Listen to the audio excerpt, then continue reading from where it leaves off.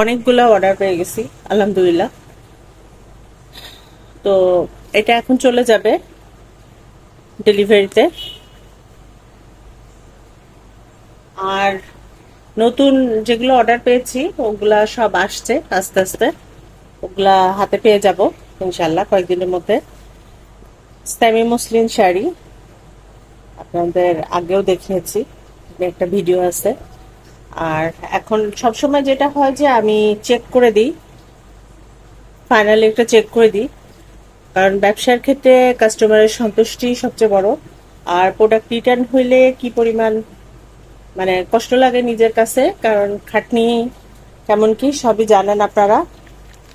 তো এই যে এই টাইপের পলিতে দিয়ে দিব, যেন একটু বৃষ্টি টিষ্টি কোনো কিছুতে সমস্যা না হয়।